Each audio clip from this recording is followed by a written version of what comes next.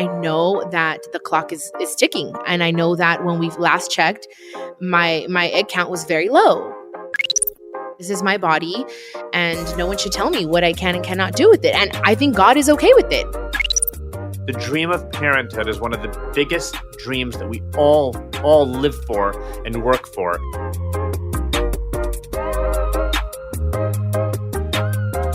Hello, everyone, and welcome to another episode of Chiquis and Chill. I'm your host, Chiquis, and I hope you all had a wonderful weekend. I had a really good weekend, actually. I relaxed. I was in PJs, just doing the thing, being more of Janae than Chiquis, But anyways, today's episode is something very personal to me. It's a topic that isn't really talked about, especially in the Latin culture, I feel. It's kind of, I guess, frowned upon in a way. I always use this word, but it's true. It's kind of taboo. So a couple of years ago, I revealed my decision to freeze my eggs. It was when I realized that I had a cyst in my left ovary. I never knew it was there until one day I woke up with a horrible pain. I felt like I was going to die. It was like, I think like 3 a.m. and I had my assistant, and I'm not one to go to the hospital. I can really, really tolerate pain. So when I called her and I said, I need you to take me to the hospital, she knew it was like serious. I had her, running red lights and something I don't recommend, you guys, but I was in so much pain that it was horrible. When I got to the hospital, they said, well, you have a cyst. I guess it turned over on itself, my ovary, because the cyst was pretty big.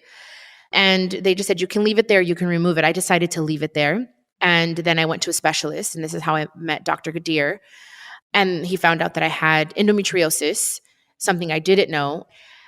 This is something I've never shared with anybody. I'm going to share it with you guys, but I don't know if this is one of the reasons why I have endometriosis. I had a miscarriage when I was 19. I've never talked about it ever. And I obviously was afraid. I was scared. I never told my mom. I never told anybody. I didn't know what was really happening. I knew I was pregnant. I just didn't know how to tell my mom. And then I don't know if it was the stress. I just started bleeding and stuff started coming out in chunks. It was really, really crazy. Apparently, I had a miscarriage. I never went to the doctors to take care of it. So they had to go in later, like a year later. Actually, not a year later, like 6 months, 8 months later. And I went and got a pap smear. And they're like, you know what? We need to clean up. Like, I told them what had happened. And they needed to go in there and put me to sleep and basically clean up my uterus. And I've always thought, is it because of that situation? That's what happened. And then I thought they had removed my cyst. Apparently it came back, it grew back, and they had to remove it again because I don't know. I don't know what happened. I don't know if it was a new cyst, if it was the same cyst. I don't know. It was in the same ovary. So that was also keeping me from freezing my eggs, because if you inject too many hormones in your body, well, I was just going to be feeding that one cyst, and it was just going to get bigger and bigger, and not necessarily my eggs. So that's one thing that had me just, I was a little hesitant about it. Now I do wish I would have done it sooner. I think it's just something that, especially as a woman, and everything that's in our food and in the air, is just, I don't know. I think of all these things and I'm like, it has to affect our bodies. So I think that the sooner you do it, the better, because it's just kind of like a backup plan. I'm going to try to get pregnant naturally with my current partner, because right now I'm not on birth control. Right now I am just not trying to get pregnant, but not trying to get pregnant. So I don't know what that means. I'm just like, if it happens and if it's meant to be, then that's what's going to happen. And I just want to have my eggs just in case I can't have the baby. I can't get pregnant on my own. Or I don't know, maybe I want to get a surrogate. I've thought about that before. I've also thought about my siblings. I know this is weird, but I've thought about like Johnny, if he wants to have a baby with his partner. I know it sounds weird, but I'm like, hey, I'm his sister, I've thought about so many different things, you guys. I just feel like it's a good backup plan just in case I'm not able to get pregnant. And I would do it on my own or with a partner. I think right now I'm not even thinking about getting pregnant necessarily like at this moment, but I just know that time is ticking and I have to get it done. And I don't want to feel like, damn, I should have done it. Would have, could have, should have. I kind of want to be like, okay, I have it. That pressure is kind of off and I can kind of just chill a little bit, travel a little bit more and do me, I just want to do it sooner rather than later. I was talking about it on the reality show, and I met a doctor through the reality show. That's one of the great things. Actually, there's a lot of really good things about the reality show, and I want to thank that and be grateful for those moments, because even though it was a lot of hard work and sometimes it did bring a little bit of drama in our life, I got to spend a lot of time with my family, with my friends, and I also got to meet really cool people like the person that I'm going to speak to today, which is actually my doctor, Dr. Ghadir. And a lot of people ask me, did you already freeze your eggs, Chiquis? No, I have not. And I know he's very upset with me about it. He texts me here and there. He's like, when are we going to do this, Chiquis? You know, it is time. Before we get further into the conversation, I want to welcome Dr. Ghadir. Hello, Dr. Ghadir. How are you? He's here with me. Hello. Thank you so much for having me. Of course. I wish you guys could see him. He has the best eyebrows in the world.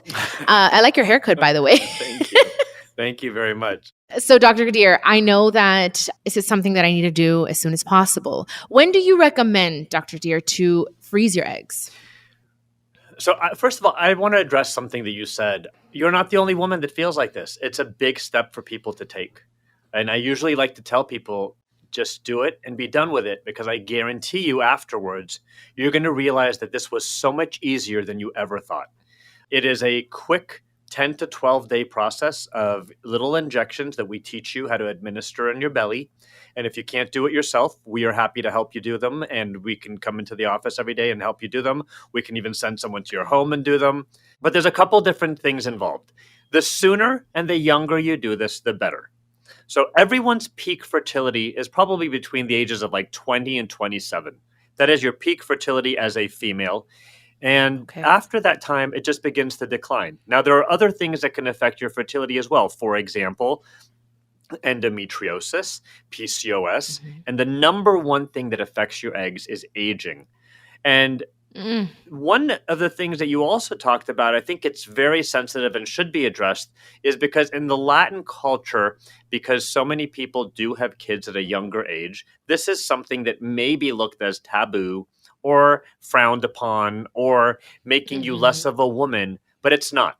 There are many, many Latin women, patients of mine, and to be honest, from all cultures and backgrounds that are coming to my office that have become very successful businesswomen, accomplished in many different areas of the world and in the world of business, and who are just not ready to have a child. And there is no reason why you should be giving up the dream of parenthood just so you can go forward with having a kid at the wrong time in your life.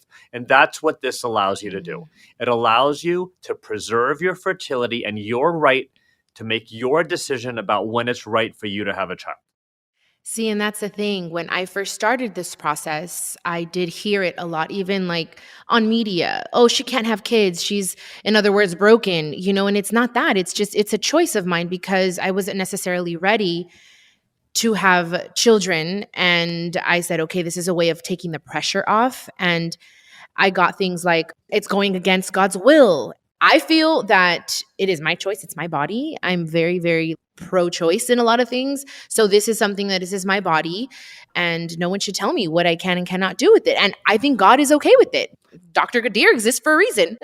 God gave us this technology. I think if it's against someone's morals, religious thoughts, beliefs in this world, then they shouldn't do it. But for many people who are out there that they believe in science and they believe in technology and they believe in the field of medicine and how amazing we've become and how advanced we are, my field of medicine has only existed for 30 years.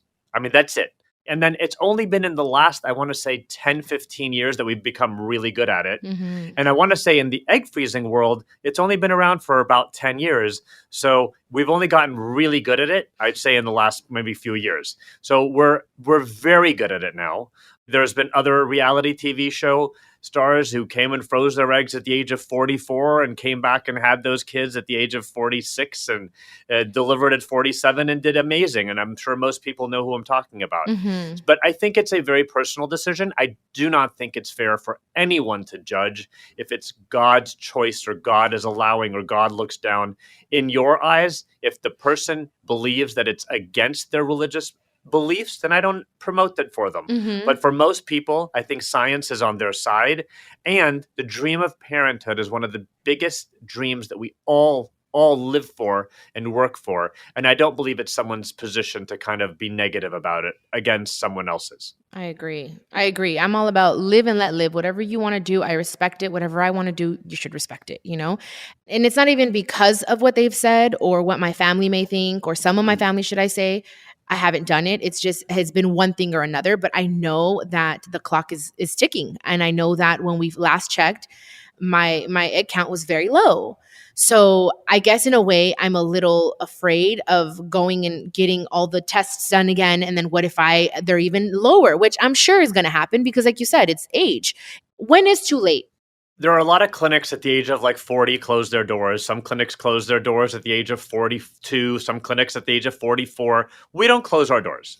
Every single patient is their own human being, and we like to assess and have discussions. So I've had discussions with patients saying that, listen, you may make very few eggs. But then again, I have had people make very few eggs and be successful and do incredibly well with the whole journey and the process. So would I tell my little sister, oh, you're only going to make 1 or 2 or 3 eggs, just don't do it? I would say absolutely the opposite. 1 egg on ice is better than no eggs on ice. Yeah. And I think that keeping yourself in the game, keeping whatever your body is able to help you produce and keeping it there for your future at least keeps a door open. Even if it doesn't work, you will know that you did every single thing you could. And we have plan B. There's always the use of other people's eggs and egg donation and things like that. But you're a perfect example of the busy young woman in her 30s who doesn't have the time to do this. A perfect example for someone who is a little scared of doing it. Yeah. Because no one walks in as excited about this. But it's one of those things in life where we do it and we need to move on. I tell everyone the best piece of advice I can give you to freeze your eggs is start it, do it, and be done with it. Because once you start, a month later, you're going to bed at night saying, wow, I'm so happy now. My eggs are in the freezers at Dr. Ghadir's office. He's doing all the babysitting. He's doing all the work now. And I can go to bed at night knowing that I did what I needed to do. And if you needed to do it more than once, then people have done it more than once. I had one patient that did it 5 times. She said to me, Dr. Ghadir, I'm going to have my 4 kids on my timeline, and I'm going to do everything that I can to promote that and to keep my doors open. And she did it. She did it 5 times, and she had over 50 eggs by the time she was done. Wow. Oh my goodness. Okay. Well, I'm just going to pray that I have like at least 5. I think I'm going to have more than that. I'm going to be positive. Well, you mentioned right now it takes 10 to 12 days. Can you explain the process? So yeah, let's go through the process because I think it's really important for a young woman who's out there. First of all, I want everyone to check their medical insurance, call HR at their office, and find out if they have coverage. The saddest thing I'm noticing, okay, there are people that have coverage and don't even know they have coverage for egg freezing and for fertility treatment. Oh, that is the saddest thing ever for me. So everyone who works at Disneyland, at Disney, Netflix, Apple, Google, Snapchat, any of the big tech companies, they all have the most amazing coverage that there is. Now, there are a lot of other companies, large companies, law firms, lots of these places that have this amazing coverage that people just don't even know what their coverage is. So I don't know about your personal employer, but that's the first thing I would do. If you have the coverage, take advantage of it. Freeze your eggs, take advantage of it. If you don't have any coverage, don't be scared because we have financing options. So first of all, we put together one of the best specials that exists in the world of fertility because we're a large clinic and we have the opportunity if we want to give back and help people. So we've decided for 2022 to be giving back a lot. Oh, nice. So we are going to be opening the doors and giving the opportunity. If anyone looks at my social media channel, which is the Dr. Shaheen Gadir channel on Instagram, the specials are popping up left and right. Our clinic also, SCRC IVF, the specials are popping up there as well. We have webinars that people can attend, and at the end of the webinar, they're able to do their consultation for a much lower price by doing so. But if with all of that, you still have trouble, we have options for financing that help you get this to as low as like $160, $170 a month.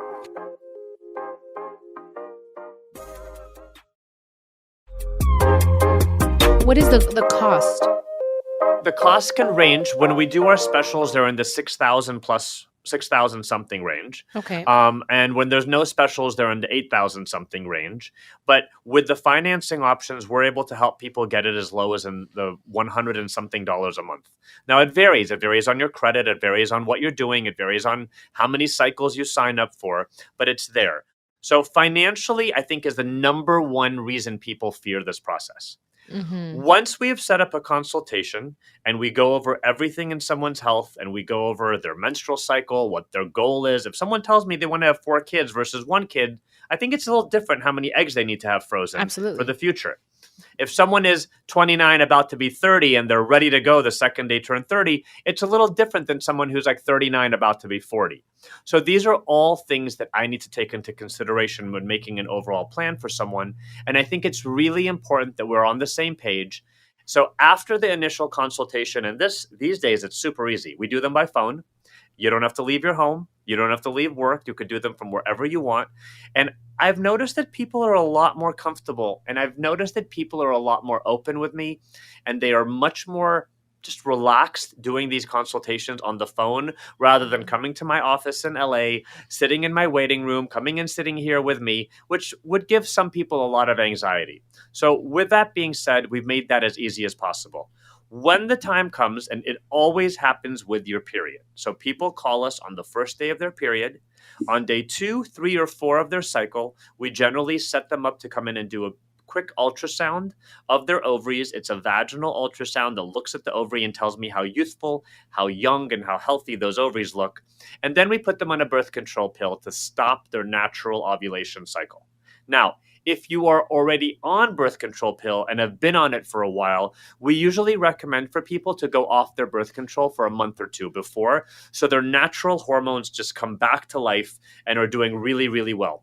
Mm-hmm. So that's a really important thing for us to do. And we kind of do that really quickly. And once we have people coming back to normal, we are ready to start. So after about 10 to 15 days of birth control, we teach you how to give yourself these injections that last for about 10 to 12 days. They're tiny, tiny Very little small. needles. Yeah. Some people don't even feel them. Like we get phone calls all the time. Like, I'm so sorry to my nurses. They say, I don't know if I'm getting the injection. Like, I don't even feel it. But we see that their eggs are growing and we see that their estrogen levels are going up. So we know that they are doing well and they are growing. So they're very small. During those 10 to 12 days of injections, we usually have people come in about 3 or 4 times for ultrasounds and blood tests to make sure that everything is growing and everything is coming along really well. And then towards the end of the 10 to 12 days, we usually say, you know what? You're ready to have your eggs come out. We bring patients to our surgery center, which is right here in our office. You've been there before. Mm-hmm. You're in there for about an hour, hour and a half. The actual procedure is under a light anesthetic that my anesthesiologist gives. You fall asleep, you wake up, and it's all done. It takes about 3 to 5 minutes for the eggs to come out. It's a special little needle that goes at the tip of an ultrasound machine. The eggs get what we call retrieved, and then those eggs then go off to the IVF laboratory, and all of the eggs that are mature get frozen to be used whenever you're ready to use them in the future. So quote unquote healthy, right? Because there are some that are come out that probably are not usable. Is that correct? So the only thing we're able to check is if the egg is mature or immature. Oh, I see. Now, if you come in with a partner and say, this is my partner, we want to make embryos. That's when the egg and the sperm are put together. When we put the egg and the sperm together, then we watch the embryo grow for a week. Whatever embryo makes it to the full-grown stage, at that point, then we are able to do a little biopsy, freeze the embryo, and I can tell you a week later if the embryo is genetically normal or genetically abnormal. Okay. That's completely different than the egg. The egg, I can only tell you, is mature. Let's say you come back with someone with great sperm a few years later. There's a good chance you're going to make a really good embryo. Let's say you come back with someone who has really poor sperm in the future. I don't know. Maybe you're not going to make as many good embryos later. So I can't tell you if your egg is going to be giving you a beautiful, healthy child or not until the future when you make the embryo. I have some women that tell me, I know I'm going to have a kid and I'm not going to be getting married or having a husband. I want to use donor sperm. So we use donor sperm and they know the result now. But for people that are waiting for Mr. Right, and I have my eye looking everywhere for Mr. Right for some people. Yeah. I think that the best, smartest thing to do is freezing the egg. And that's when you get to use it later on in the future. Okay, so within those 10 to 12 days, when you're injecting yourself, are you bloated? Are you uncomfortable? What's the experience? That's a really, really good question. So during those 10 to 12 days, you do get a little bloated. Okay. So your ovaries are usually small. They're the size of like 2 little apricots or 2 little walnuts or whatever you want to call them. As these different little eggs grow, they begin to grow. In an ideal great world, if you've responded and done really well, your 2 little apricots become 2 huge grapefruits. Okay. All with eggs growing around them. Each one is called a little follicle. If you have 2 grapefruits squeezed into your belly, you are going to have a sensation of feeling full and bloated. And after your eggs come out, it takes about a good solid week before those ovaries start shrinking back to getting to be the small little walnuts and apricots again. So you're going to have that sensation. We also tell people after like the 3rd or 4th or 5th day of injections, once they start to feel a little bloated, to actually not exercise and not have intercourse. Because as your ovary gets bigger, if you decide to do a spinning class, you have a chance of twisting that ovary. Ooh. And that could be a disaster called painful. ovarian torsion. Mm-hmm. It's painful. And it's not fun, and it's a life-threatening emergency where we have to untwist your ovary and make sure that it didn't get irreversibly damaged and has to be removed. So we tell people to kind of take it easy for a week, and also the week after their eggs come out, we tell people to take it easy for another week. Okay, good to know. That was going to be my next question. Now that I know that, because I'm asking for myself too, you guys, because I kind of forgot. It's been a while since I've gone to see Dr. Ghadir, but I'm going to do it next month. I already told him. He probably doesn't believe me, but I'm going to have to show him. Okay, guys, I just want everyone has to keep this young woman accountable. Yes. Okay, she has made this promise to me multiple times, and I cannot be on this earth and not freeze her Dr. eggs G. because one day we are going to be very upset. Yeah. So I need everyone to send her messages, show her love and support. Yes. And I got to tell you something. We have this unbelievable special. It was my idea and my marketing department and all my partners loved it. We have a special that if you freeze your eggs with another friend of yours, you both get a special discount. Wow. If you freeze your eggs with 2 other friends, all 3 of you get an amazing discount. We did this because when you're coming in here with a man to do this, you have each other. Mm-hmm. You go home, you talk about it, you're there for each other, you have someone by your side.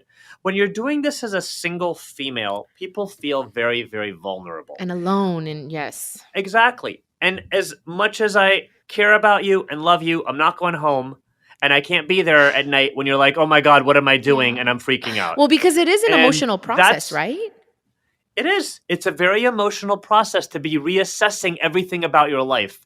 Because some women, patients of mine are like, Dr. Ghadir, this is so depressing for me. I thought at 35 I'm going to have 3 kids and a husband. Instead, I'm a lawyer, but still, I don't, so whatever it may be, everyone has their own story.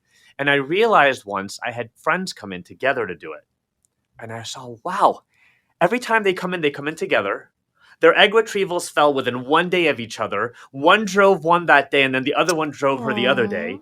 They were there for each other, and it was so amazing. I loved the idea that you can do this with your best friend, a cousin, someone. Mm-hmm.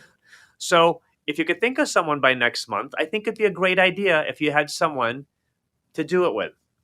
If not, we are going to be there. My team is amazing. They hold your hand. They do. No one's going to leave anyone be alone. My team is amazing, and we are there for you. Honestly, you do have an amazing team. They're always so nice, so patient with me because, again, I've been there so many times, you guys. This has been a very hard decision for me, especially because you get bloated and you're emotional. I'm a Cancer, you guys, so I'm very emotional.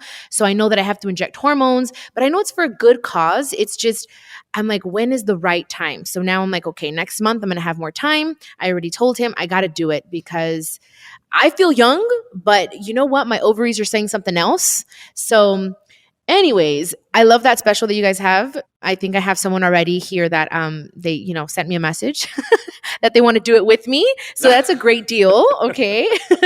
Already.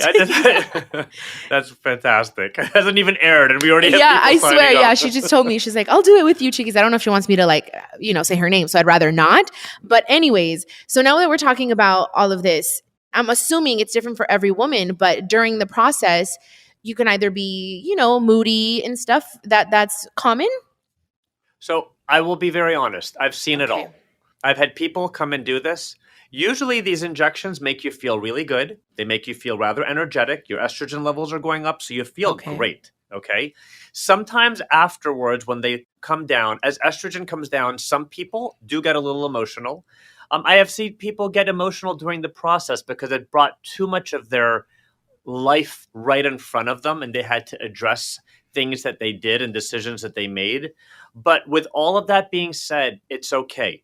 Everything in this world that is good for you is not easy. Yes. Okay?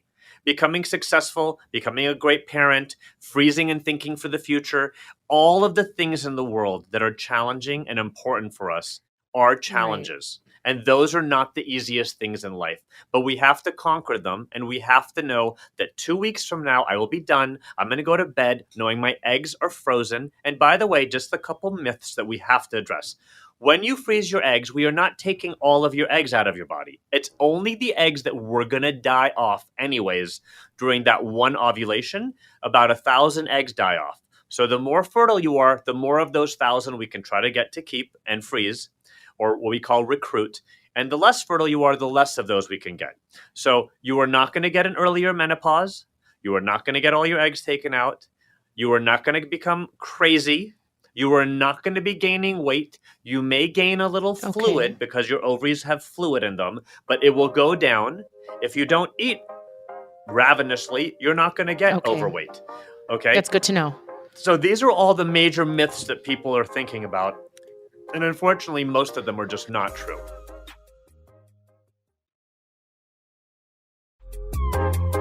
Okay, now, do you recommend therapy sessions during this time?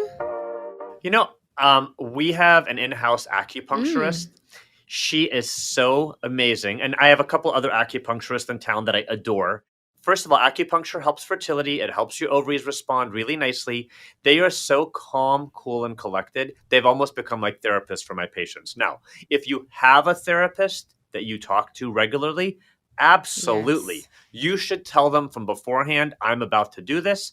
I may need to talk to you. You should probably schedule something during that time period just to have them there at your side. I just think it's very, very important to have support. Okay. Whether it's a family member, whether it's a friend, whether it's your doctor and their team, you're not going to the right doctor if they don't have a great support system there that you could pick up the phone and talk to. I hear my nurses outside of my door talking to my patients, and I just thank God they are on my team because they are so lovely and so caring, and my patients absolutely love them. Okay. And just for people to know, every time we talk, I have people that listen, and you're such a beautiful voice that teaches people, which I love about you.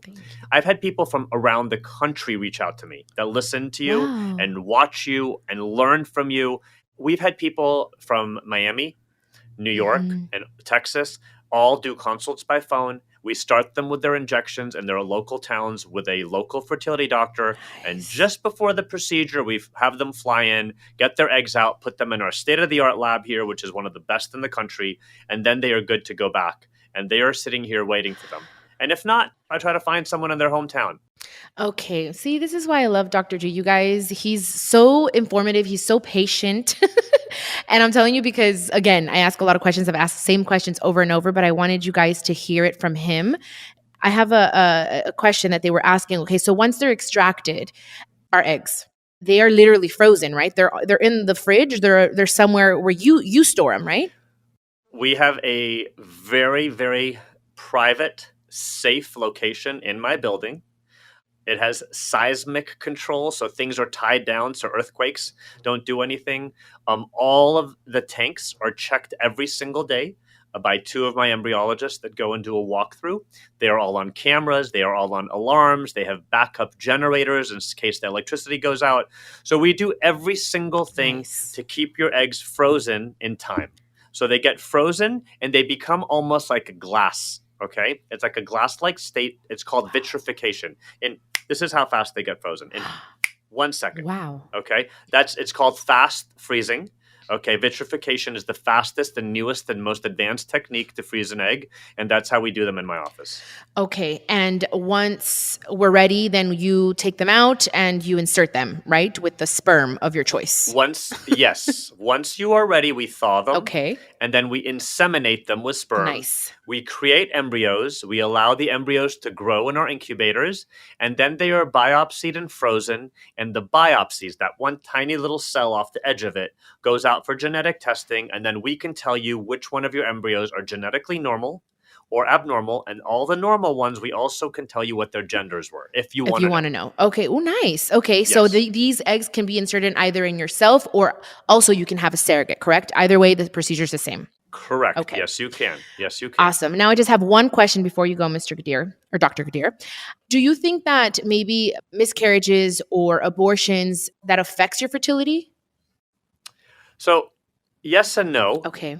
If you've had miscarriages and they were taken care of well, like if you had miscarriages where they were like scraping the inside of your uterus like horribly hard, and yes, it could damage the lining of your uterus and it may be hard to implant. Okay. But I've had patients have 7 miscarriages and they were all done correctly and softly and gently and in a smart doctor's office, and nothing ever happened to her uterus, and she carried a beautiful pregnancy when she was ready. So miscarriages, I think, are nothing to be worried about. Abortions as well, if they're done correctly, they really shouldn't be affecting things in the long run. So all the things that have to do with your overall fertility should not be affecting the freezing of the eggs. Okay, so neither of those two have anything to do with how many eggs you have, or it just happens, it's just age, really, right? Or things that you eat or anything like that. Does that affect? No. Okay. I have some of, this is LA. Guys, This is LA. We have some of the healthiest women in the entire country who do yoga and Pilates, are vegetarian and eat healthy and watch their weight, come in and they're 39 years old, and suddenly I have to tell them that their fertility is very, very low and there's absolutely nothing we can do about it. So, it all just... sadly, there's not much you can do. Okay, Dr. Gadir, I know you got to go, and I just want to say thank you again. Thank you for taking the time to explain this, for being so wonderful. You and your staff are great. I want you to let people know where they can find you, if there's a number, a website, anyone that's listening to us that wants to do this. Absolutely. We'll let everybody know right now. So I can be followed at Dr. Shaheen Gadir on Instagram. I have my own podcast now called The Fertile Life. And thank you so much. I am beyond excited to have you on as a guest, where we get to delve into this even deeper and learn a little bit more about your life. It's not only about fertility, it's about some really amazing guests that I've had. And sometimes I just do them alone when I just talk about a topic like endometriosis or PCOS. So the Fertile Life podcast is there. Southern California Reproductive Center is my center. We're in the heart of Beverly Hills. We have an office in Pasadena, an office in Ventura County, and an office in Santa Barbara. So we're kind of all over Southern California. And we are doing consults around the entire country. So if those things will definitely help everyone find me wherever they go. Yes, you guys. And I will be sharing more information on my Instagram as well. The good thing is you guys can listen to the podcast over and over if you guys missed anything. And if you have any other questions, DM me, you guys. I'm going to let you go. Dr. Gadir, thank you again. Thank you for being so inspiring, by the way. Thank you. Before we end this episode, I want to just tell you guys, live and let live. What does that mean? Just allow yourself to make your own decisions. Don't let anyone else rule what you should or shouldn't do. It's what are you meant to do? What do you want to do? If you're not hurting anybody else, it's really no one else's business. So you can keep it private. You can tell people or not. It's your decision. It's a personal decision. It's your body at the end of the day. And just the way you shouldn't tell anyone else to do whatever they want with their body, no one should tell you what to do with yours. This is a production of iHeartRadio and My Cultura Podcast Network. Follow us on Instagram at My Cultura Podcasts and follow me, Chiquis, that's CHIQUIS. For more podcasts from iHeart, visit the iHeartRadio app, Apple Podcasts, or wherever you listen to your favorite shows.